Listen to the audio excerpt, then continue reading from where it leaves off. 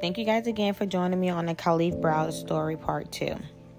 Browder and his friend were taken to the 48th Precinct police station where they were fingerprinted and held in a cell for several hours.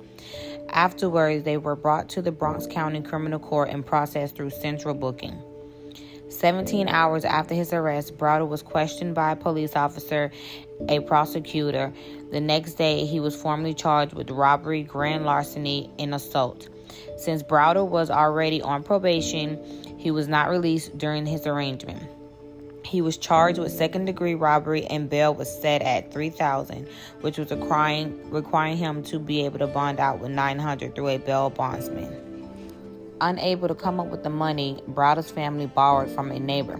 However, when they met with a bail bondsman, they were informed that due to his probation status, a hold had been placed on him by his probation officer.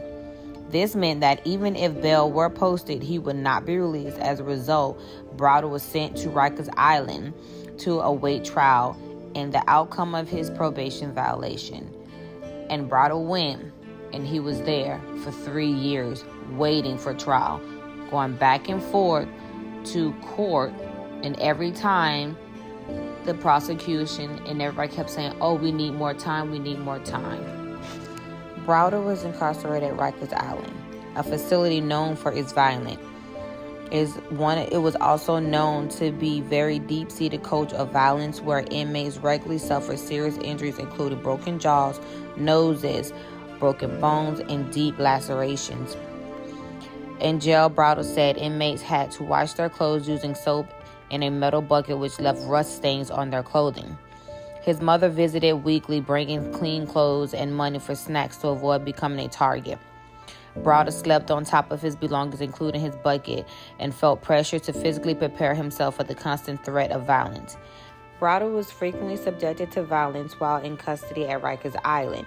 In one instance, he and other inmates were lined up against a wall after a fight broke out. Correction officers began punching each inmate, trying to identify the instigator. Some of their noses were broken and their faces were bloody. Their eyes were swollen. Browder recalled the officers warning them not to report the assaults, threatening solitary confinement if they did. On October 20th, 2010, a gang member spat in Browder's face. Later that day, after Browder retaliated by punching the gang leader, he was attacked by about 15 gang members. Then on September 23rd, 2012, surveillance footage captured Browder in handcuffs being assaulted by guards. Following a fight with another inmate, Browder said he had been throwing shoes at others. He was placed in solitary confinement for 2 weeks. Browder explained, "I told him to stop. I actually took his sneaker and threw it, and he got mad. He swung on me. We started fighting." Over the course of his imprisonment, Browder spent nearly 2 years in solitary confinement. As a result of altercations with other inmates, he later described being beaten by correctional officers while showering, and so even verbal disputes with guards would sometimes escalate into physical violence. While in isolation, Browder passed time reading and studying for his GED exam. Brendan O'Meara was appointed as Browder's public defender throughout his case. Browder constantly maintained his innocence, although the Assistant District Attorney Peter Kennedy refused it. As a relatively straightforward case, Browder's trial was repeatedly delayed due to a backlog at the Bronx County District Attorney's Office. Bullshit, they just didn't want to let the poor boy go. 74 days after his arrest in July 2010, Browder appeared before a judge at the Bronx County Hall of Justice.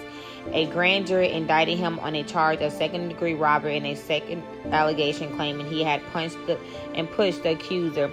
Bautista was also heard. Browder pleaded not guilty. His family once again attempted to post bail through a local bondsman, but it was denied due to his prior probation violation. Kalief Browder was such an amazing kid. It just breaks my heart so much telling this story about what he went through, how much he suffered, how much these people put his family through, all for money, politics, whatever you want to call it, corruption. This 16-year-old boy went through things that grown men didn't even have to go through. And I hope you guys will join me back again on part 3 of the Kalief Browder story.